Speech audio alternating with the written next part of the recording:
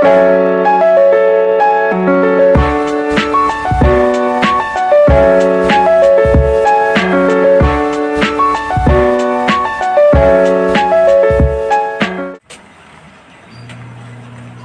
morning to each and everyone. I'm Bryce Andy Burgas, your reporter for today. I'm reporting Module 8, which is the retirement and pension funds. So when we say retirement, it is when someone leaves the workforce for good.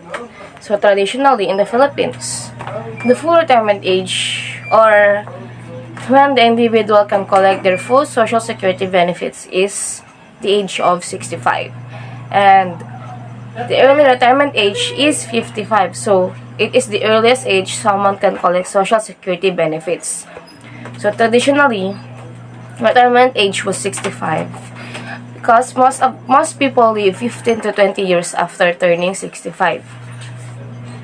So how much to save for retirement depends in part so on how long you'll expect to live in retirement and how much annual income you'll need to live comfortably. So, when getting to close to retirement, investors should be doing several things, including aggressively buying or aggressively paying down debt, making maximum contributions to retirement accounts. That includes utilizing catch-up contributions and assessing asset allocation for changing investment time horizons and risk profile. What is retirement?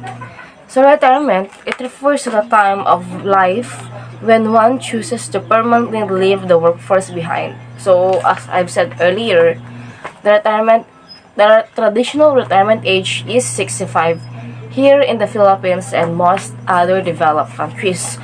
So many of which have some kind of national pension or benefit system in place to supplement retirees' incomes. In the US, for example, the Social Security Administration, or the SSA, has been offering retirees monthly Social Security income benefits since 1935. So retirement are intended to provide you with income when you stop working and are on extremely valuable asset.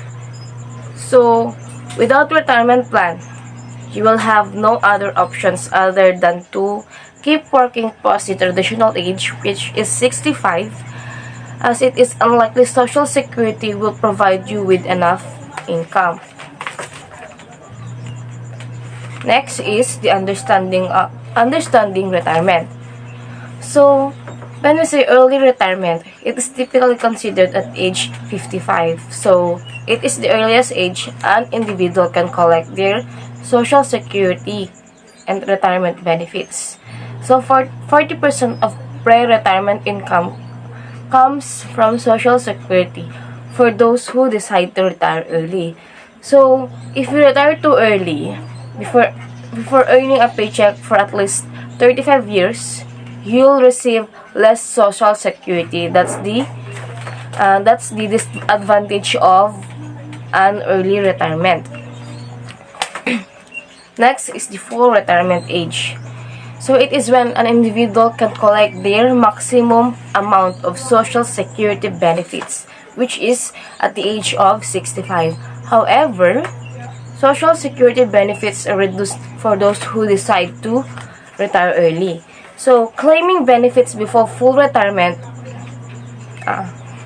keep in mind that claiming benefits before full retirement age will lower your monthly payments. So, the earlier you file, you can start at age 62. The greater the reduction in benefits. So, spousal and survivor benefits are also reduced if you claim them before reaching your full retirement age. So, how much Social Security benefits will be paid to an individual depends on several factors, including how much was paid into the system during working years. So, the amount of your expected annual benefits should be considered when calculating how much other retirement income you will need to live on, and subsequently, how much you need to save. So, these changes may present may present opportunities to people to save longer provided they remain healthy. So, we have most frequently used methods of saving for retirement. These are the employer-sponsored retirement plans, retirement savings, such as investments. Next, we have the Social Security retirement benefits. So, since people are living longer than ever, many don't have adequate retirement savings, so needed to sustain themselves throughout their remaining years. Next, we have the retirement saving tips. So when it comes to saving for retirement, a disciplined plan of sacking away even a small portion of saving each month can easily add up over time. So many brokerages offer no retirement fee, no fee retirement accounts that let individuals make automatic monthly deposits of $25 or $50. So furthermore, many employees offer programs that automatically invest a portion of a worker's paycheck. So the company may match part of those contributions. Good day everyone, I am Josa Gordo and I will be discussing the 3 types of retirement, retirement planning and projecting retirement saving needs. So, retirement planning is a multi-step process that evolves over time. To have a comfortable, secure, and fun retirement, you need to build the financial cushion that will fund it all. So, the fun part is why it makes sense to pay attention to the serious and perhaps boring part, planning on how you'll get there. So, projecting retirement saving needs. To project their needed retirement nest eggs, individuals should consider the following. First, their likely retirement ages. So, in the US, the full retirement age is when the individual can collect full Social Security benefits is 67 years old and the early retirement age is 62. Second, the income needed to maintain one standard of living based on current annual expenses, a targeted retirement age, and an estimated increase in the annual cost of living during retirement. So, how much to save for retirement depends in part on how long you'll expect to live in retirement and how much annual income you'll need to live comfortably. Third is the current market value of one's current savings and investment. So you'll need to figure out on paper your current situation on what you own and what you owe. Fourth, a realistic projection of the real rate of returns on one's investment. Fifth, an estimated value of one's employer pension plan. Next, the estimated value of one's Social Security benefits. And last, returning to another state. So, when making a retirement calculations, individuals should assume that annual inflation will erode the value of their investment and they should adjust their saving plans accordingly. But generally speaking, the earlier one launches the retirement saving process, the greater success they will do. So here's the other keys to success.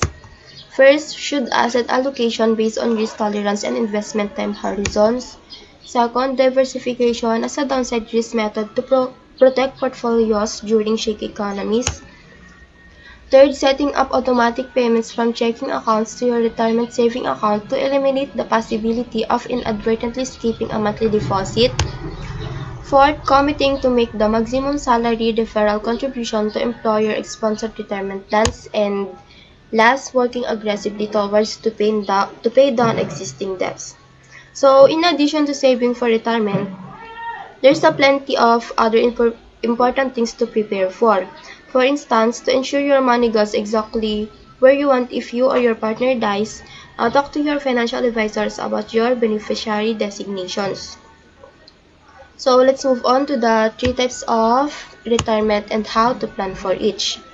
The first one is traditional retirement. So this requires saving early and often and investing prudently for growth while tapping Social Security benefits as a backstop. So traditional retirement is just that. Close the door on work and never look back. So the goal is relatively straightforward.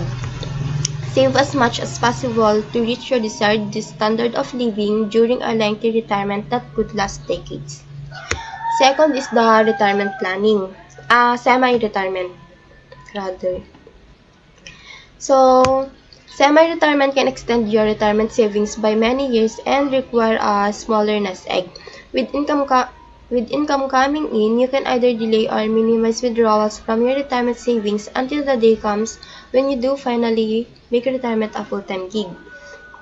So, people who choose semi-retirement typically leave their chosen career but continue to work in some afterwards. Usually with scaled back and flexible hours that let them spend more time enjoying their leisure activities. Last is the temporary retirement. So with temporary retirements, the retirement saving accounts never accumulate quite as high and does not need to because the periods of retirement don't last that long. On the other hand, retirement savings never have as much time to grow and compound because savings are continuous and withdrawals begin sooner. So, some people decide to take mini retirements. These short periods of leisure are sandwiched between different careers or in-course careers. So, what is retirement planning? So, retirement planning means preparing and managing your finances for life after you stop making an income. So, planning for retirement starts with thinking about your retirement goals and how long you have to meet them. So, the process involves the following. First, identifying your desired retirement age. So, traditionally, the retirement age was 65 and most people live 15 to 20 years after turning 65. This is on the average. Second is estimating the amount you need for your years of retirement. So, how much to save for retirement depends in part on how long you expect to live in retirement and how much annual income you need to live comfortably. Third is determining the source of your retirement income. So, the three most frequent used methods of saving for retirement are first, employer-sponsored retirement plans, second, retirement savings such as investments, and last, Social Security retirement benefits. Fourth is identifying your retirement lifestyle. So, when developing a retirement saving plans, it's important to determine how much income you need to retirement to live comfortably live. Expenses should be considered such as whether there will be a mortgage or rent payment and if so, how much. Typically, retirees will need 80% of their pre-retirement income to continue their current standards of living. So, retirement planning can help you pay for emergencies you may encounter during your golden years and or even tick off items in your bucket list.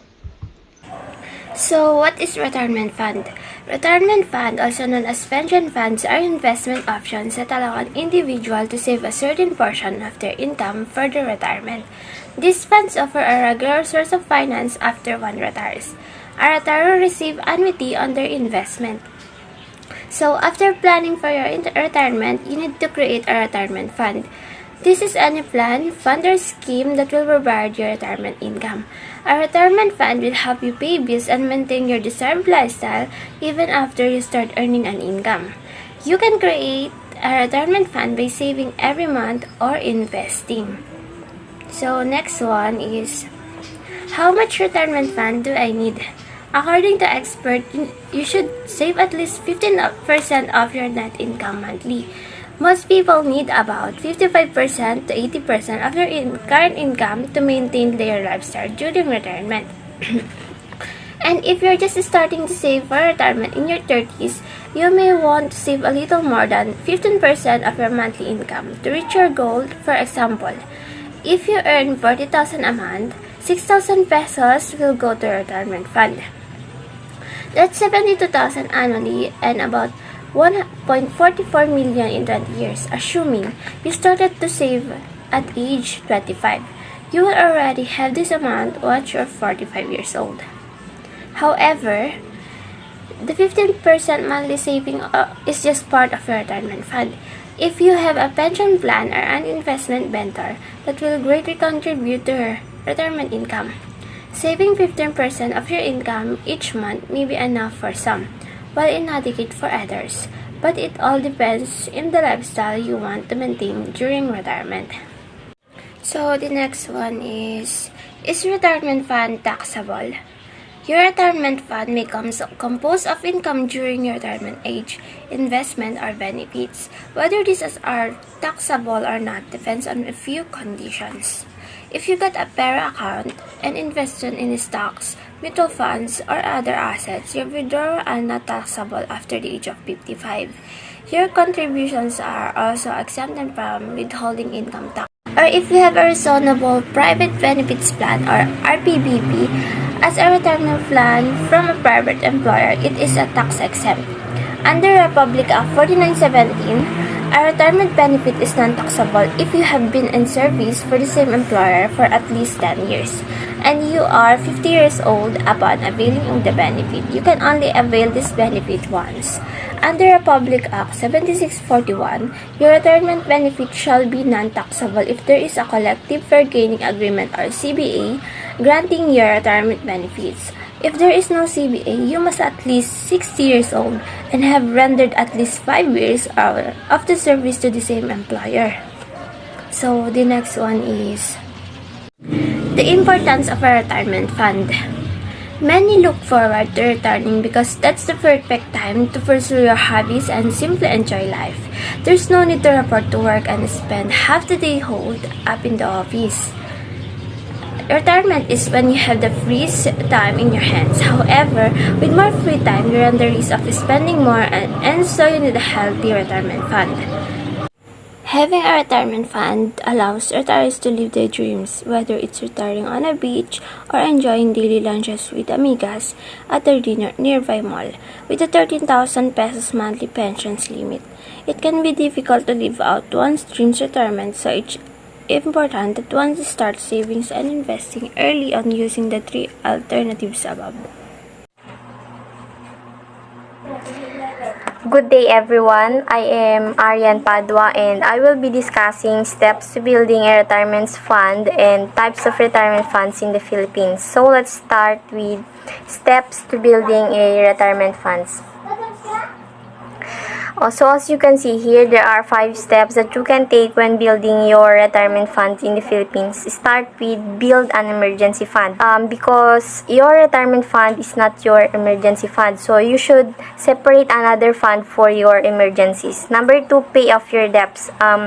Get rid of your debts first before investing and make sure that your income is napupunta sa fund mo, hindi sa mga credit cards mo or sa mga utang mo.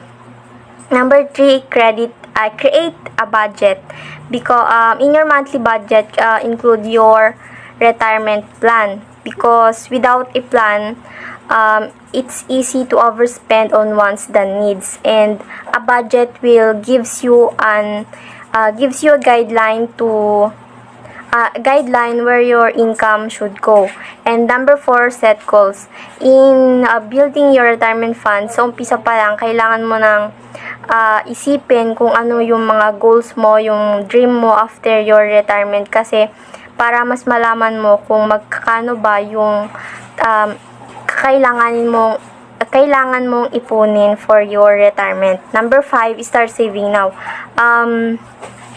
Save at least 15% on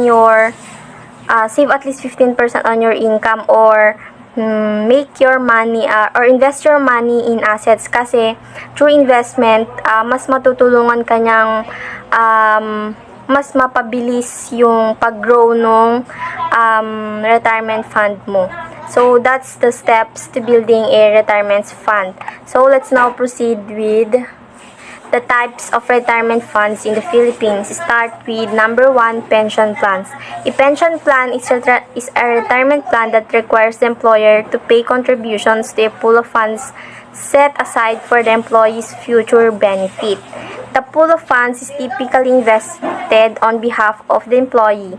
You will then get your earnings back during retirement, either as monthly payment or lump sum, amounting to the total of your contribution. So, dito sa pension plans, pwede rin tayong makakuha or mag-avail sa mga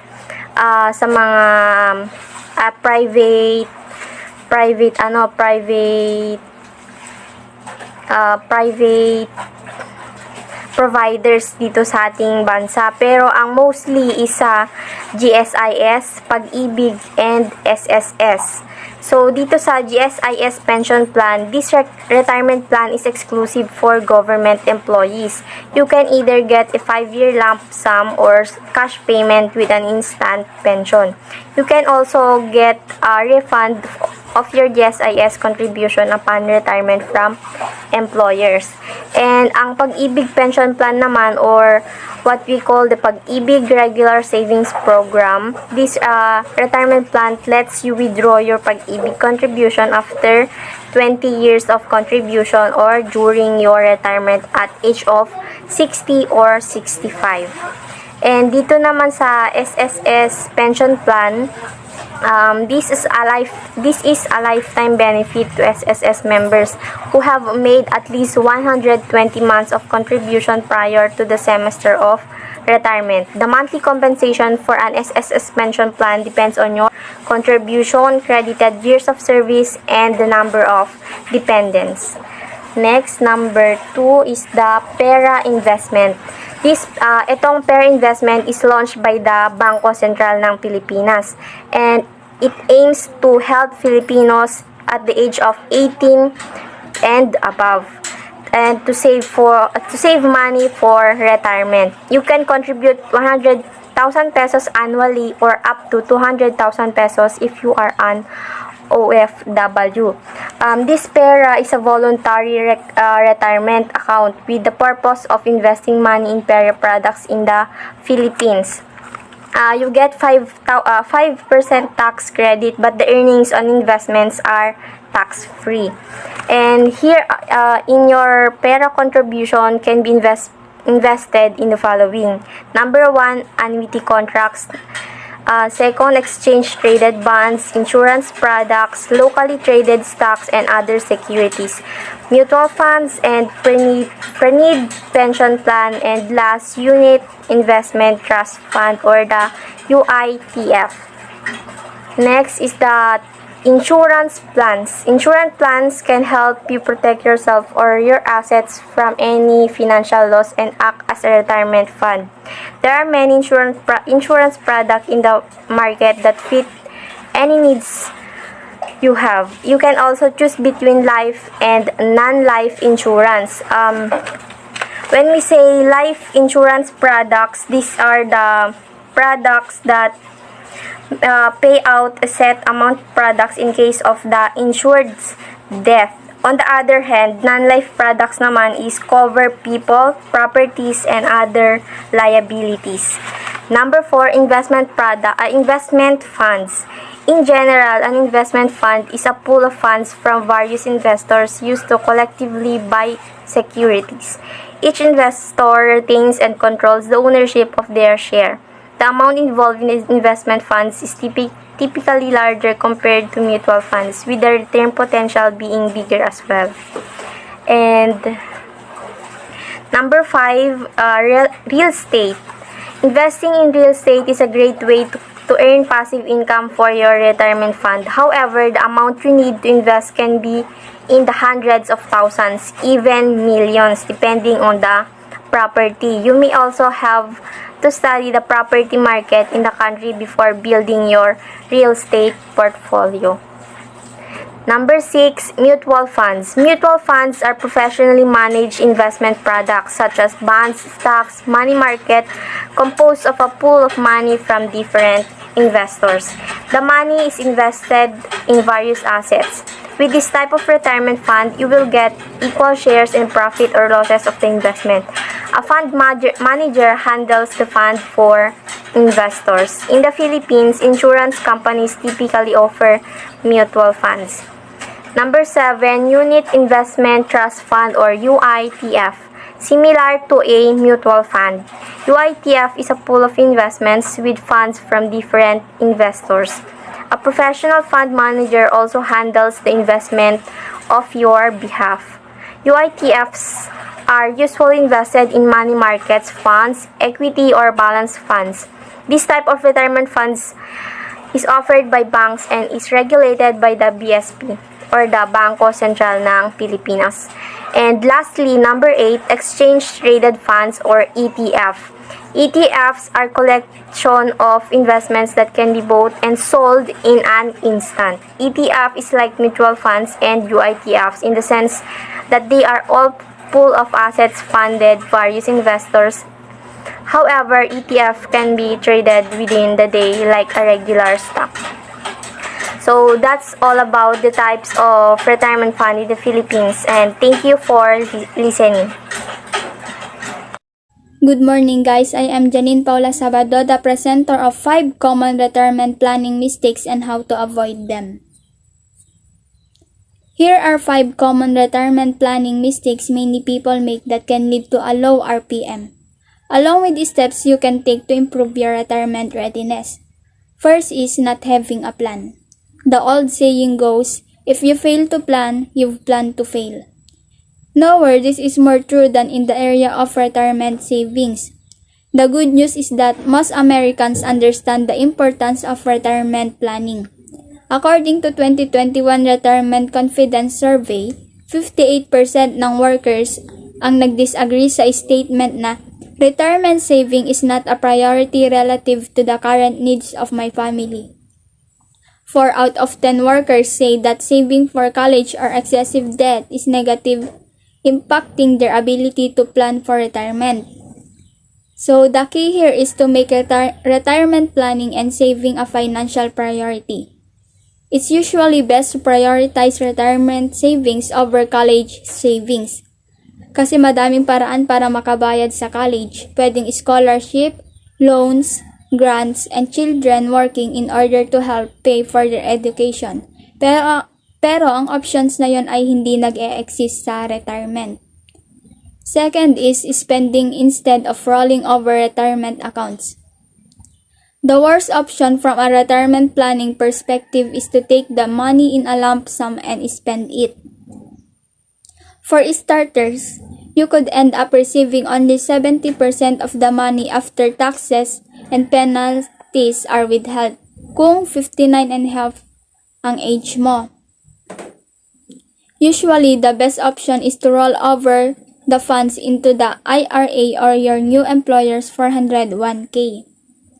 Pag nagkakandak ng IRA or individual retirement account rollover, make sure that your retirement plan assets are rolled directly into the IRA kesa ibibigay sa'yo tapos ikaw yung magde-deposit sa IRA para maiwasan ang automatic 20% withholding for taxes. Third is not taking advantage of tax-deferred retirement saving plans. Traditional IRAs may offer a current tax deduction while funds grow on a tax deferral basis, with taxes assessed at ordinary income tax rates when funds are withdrawn in retirement. With 401k's contributions reduce current income, which may lower current taxes. So these funds are also grow tax deferred. You can contribute $6,000 to a traditional IRA or $7,000 kung ikaw ay 50 years old and above. 2021 contribution limit for 401k's is $19,500 or $26,000 kung ikaw ay 50 years old or over. Fourth is failing to diversify their retirement portfolio.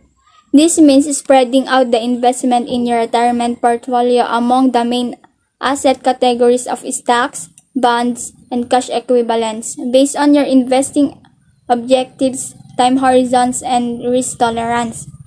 So diversification is one of the biggest keys to a financially successful retirement.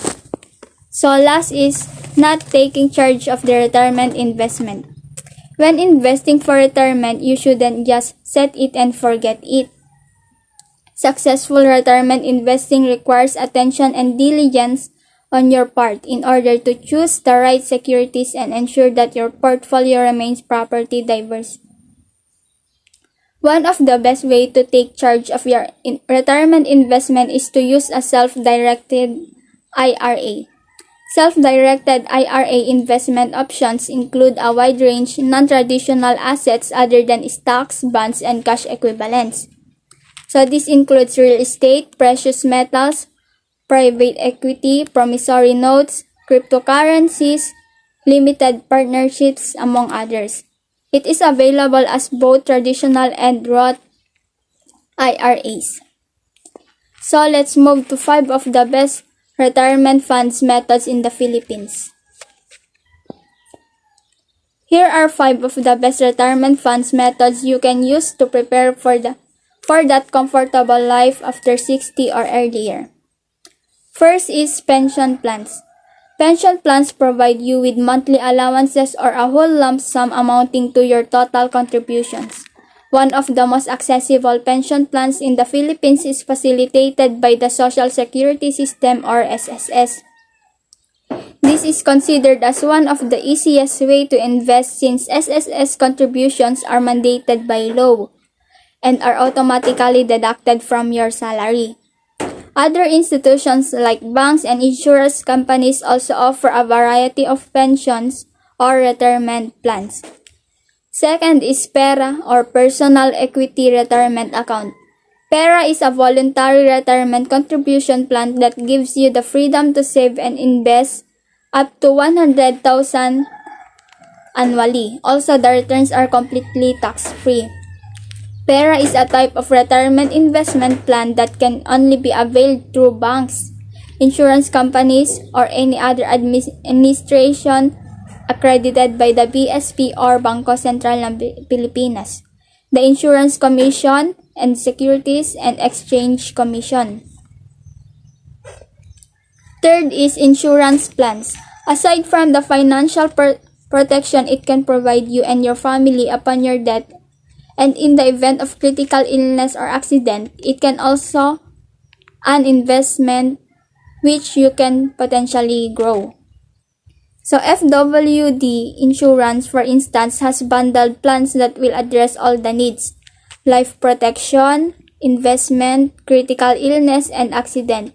You can schedule a free session with your advisors. Fourth is financial funds. Banks, insurance companies, and other institutions offer a variety of funds already invested in a diverse set of industries. Bonds, stocks, and other investments can be quite complicated, but these institutions have fund managers who will take care of it for you. So some insurance companies like FWD even offer funds with returns in US dollars for more profit. So last is real estate. Owning a home or any property by the time you turn 50 or 60 is one of the main goals of Filipinos. And for good reason, it's an investment that makes sense, especially if you can no longer rely on the monthly income for rent. The value of your house or condominium unit appreciates as the years go by, especially if you have chosen a good location. In addition, owning property that can eventually be rented out can give you a source of income once you have retired. Good day everyone, I am Mila May Talawe and I will be discussing the 10 retirement planning mistakes people make at 50. First, expecting to work past retirement age. First, how much time do you really have? Are you planning to work until age 65 or 70? Think again, says Scott Stratton, a CFP at Good Life Wealth Management in Little Rock, Arkansas. Data from Employee Benefits Research Institute or EBRI shows that 48% of people retire sooner than planned, often due to layoffs, health issues, or family matters. Lose your job in your 60s and it may be incredibly difficult to find a new one, especially with the same pay and benefits, Stratton warns. Likewise, Andrew Hoot, a CFP at New Level Planning and Wealth Management in Brookfield, Wisconsin, advises his clients to plan for an earlier retirement date. If you work well in your 60s, it should be because you want to and not because you have to. Believing that you'll solve your retirement problems by working longer rather than saving more now Not only can serious illness force you to leave the workforce early, but healthcare costs can only quickly drain your savings. Number 2, taking too much risk or too little. At this point, some people realize that time is running out, says Mackin Richards, a CFP in Providence, Rhode Island.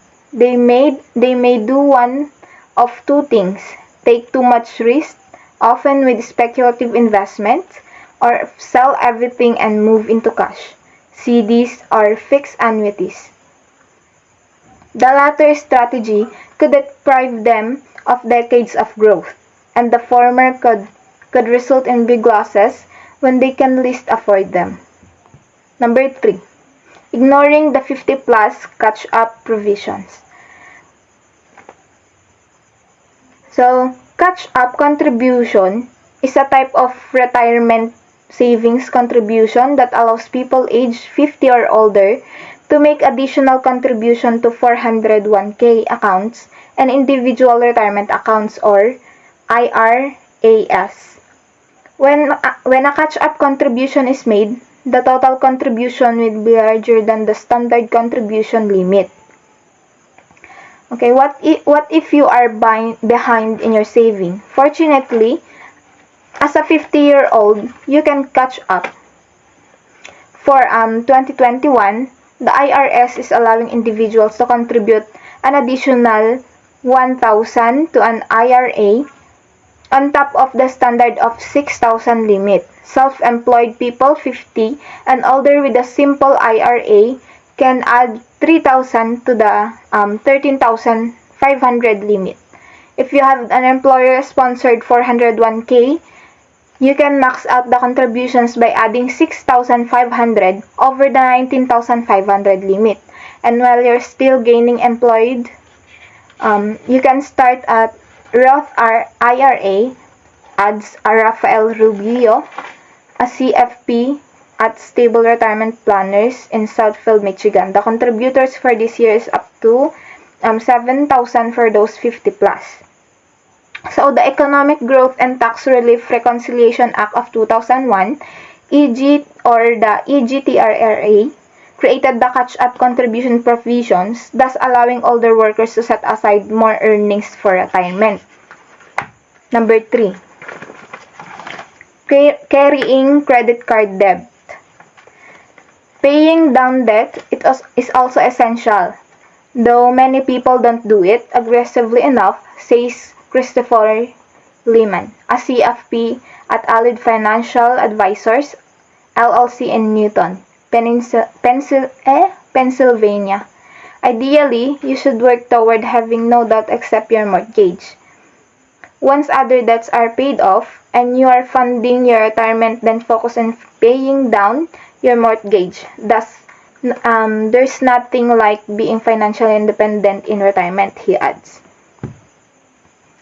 Number 5, taking on college debt. What about the kids?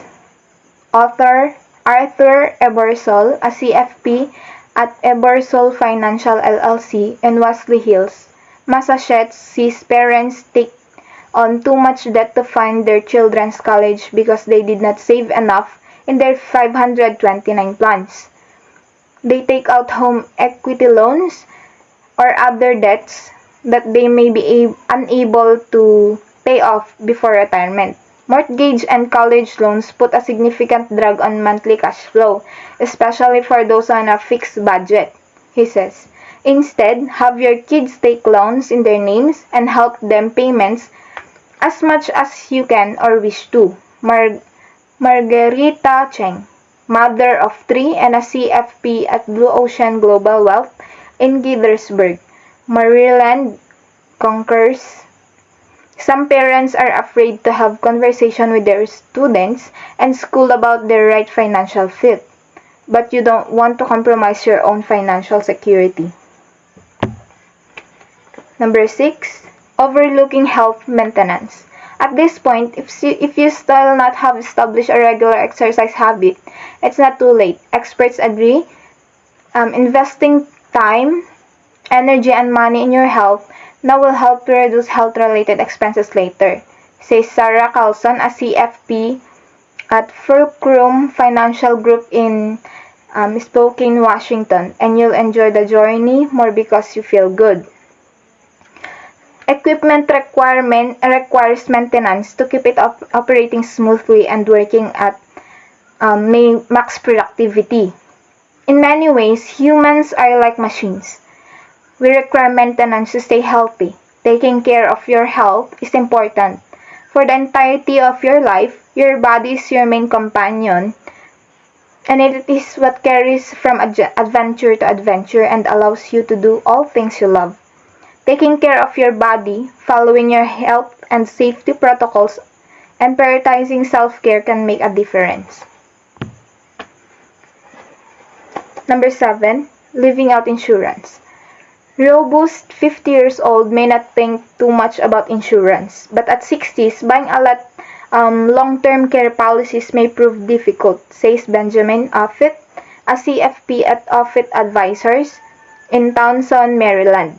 Health can worsen from 50 to 60, making a policy harder and more expensive to obtain. And while people may assume they're too old for disability insurance, their peak earning years may still be ahead. If you were to lose your income or have significant reduction, would it cripple your retirement plan? Offutt asked. Life insurance is also important, says Jen. You don't want loved ones to experience emotional and financial stress in the event of your untimely and premature death. Number 8. Living the same lifestyle post-divorce. It would always be the number one risk to retirement, says Stratton. Dividing assets and assuming individual expenses can be financially devastating. He urges his clients to envision their financial plan as a single person and consider how divorce will affect their long-term goals. Holding on to your past lifestyle and budget is a common mistake. If you need downside post-divorce, do it sooner than later. Number 9. Failing to update important documents. Do you have an estate plan and it current? This plan helps divide assets upon your death, says Rubio. They determine who takes care of you, and your estate should become incapacitated or deceased. Who will care for your minor children? Because things change. Daniel Flanagan, a CFP at Canby Financial Advisor at Framingham, Massachusetts, asked clients when their plan was last updated. Number 10. Letting the market spook you. Finally, do not make the mistake of trying to time the market, warns Joshua Hargrove, a CFP at Insight Wealth Partners, LLC in Plano, Texas. By now, you may have amassed substantial assets, but whenever the market plunges, you lose sleep. Instead, filter out the noise, he advises. People can suffer massive setbacks by making bad decisions and just the wrong time. Sticks with your strategy. So that's all for the Module 8. Thank you and God bless.